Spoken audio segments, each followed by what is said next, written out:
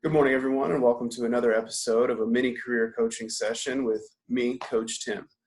For the next several videos, I'm going to discuss topics that students bring to me, questions that students have, either very specific questions or very common questions.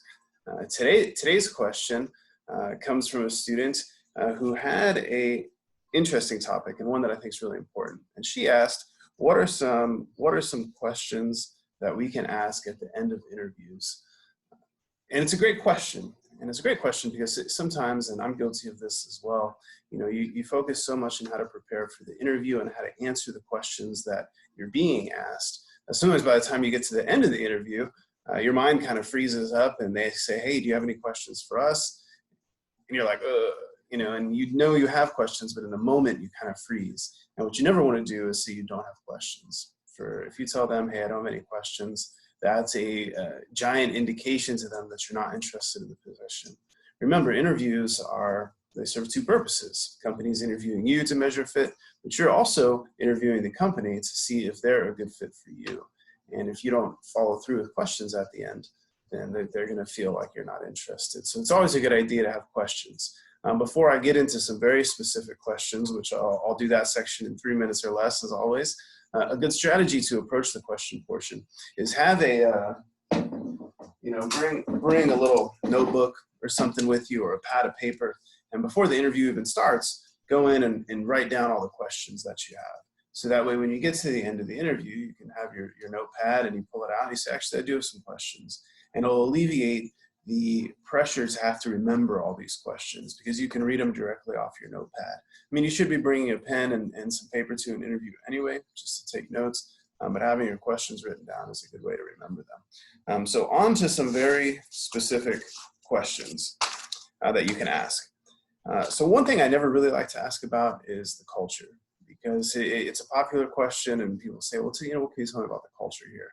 But in my experience, the hiring manager will rarely be brutally honest about how the culture is. If it's a cutthroat culture and everyone's at each other's throats and they work 80 hours a week and they're there overnight, they're not going to say that to you because that's not going to be a good way to fill their position. They're going to say something kind of cliche. Well, we work hard, but we play hard too. And something like that. So it may not give you valuable information whether or not you should work there. But some questions that you can ask. One is, how is my performance going to be measured? It's a great question. Maybe you're applying for a position and in the job description, maybe it doesn't say much about a sales goal, but in actuality, you are going to be selling and you're going to be measured on the amount that you sell. It's good to know that going into the position. What we know is about over 50%, over half of job descriptions posted online are not accurate for what is actually done in the job. And almost all job positions have this one little line at the bottom that says, and other duties as assigned, something of that nature. So it's good to know exactly how your performance is going to be measured. Another good question, what are the biggest challenges your company faces? It's good to know, think about the current market and oil and gas. One of the biggest challenges that oil and gas companies face is the price of oil is plummeting. And so they may not be, they may not have the same revenue that they always have. And so there may be a salary freeze or a hiring freeze or, furloughed employees, things of that nature. So it's always good to know what challenges the company is facing. That'll also tell the company that you're looking to really make a smart decision about the position that you take. Another really good one, tell me about the day-to-day life of whatever the position title is. It's nice to know. It's nice to know what you do day in and day out. It's easy to say, oh, you're going to be working on this big project and this big project. But knowing the actual day-to-day duties of the role or responsibilities of the role can be really helpful.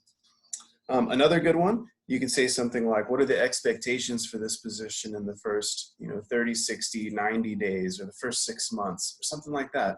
Again, you want to have an idea of how quickly their expectation of you performing is, like how quickly do you need to get up to speed with the rest of employees. Some employers have a very robust and very long training program, and they really don't expect you to contribute until the training is completed and all your shadowing is completed. And there's some companies that really just want to throw you into the fire and say, hey, contribute as soon as you can. And it's nice to know what kind of environment you're going to go into. Another really good one, and I love this question, what are the most important soft skills to be successful in this position? A variation of that, you could say something like, well, what are the top 3 skills that are critical to succeeding in this role? It'll give you an idea of, again, what you have to do on day 1 if the position is offered. You know, is maybe teamwork is going to be really critical, or maybe asking for help is really critical to succeed. Knowing exactly what, again, that expectation is and what skills you can use is going to be really, really helpful. Another good one, what are the most exciting opportunities this company is facing? Again, that shows them that you're interested in where the company is going, and hopefully you're there for the long term. This last question that I have is a really good one. A lot of people are kind of afraid to ask it, I think, because it opens the door up to being rejected on the spot, which is super scary. But the question is, do you have any concerns with moving forward as the candidate to fill this position, or some variation of that? What it does is it allows the employer to tell you something like, well, actually, yeah, we do have a couple of red flags. This is what they are. And you can address them on the spot instead of leaving that question mark in the employer's mind. Now, the risk in this question is that you may ask it and the interviewer may say something like, yeah, you know, after everything we've heard, you're totally unqualified. We're not going to move forward with you. I mean, at least you know, but it really hurts to get rejected like that on the spot. But I think it's valuable in that it allows you to address, if there are just a couple minor concerns, it allows you to address them on the spot and alleviate any concerns the potential employer has. And if they say, no, we don't have any concerns at all, now it's kind of, they've told you, yes, we think that you can totally do this role, and we don't have any concerns with moving forward with you. And that's going to be a good feeling as well, and a good indication that you're probably moving in the right direction for that job. Anyway, I think we're getting really close to the time. We may have gone a little bit over. So as always, I just wanted to share my information with you. If you have any questions, feel free to call me, shoot me an email.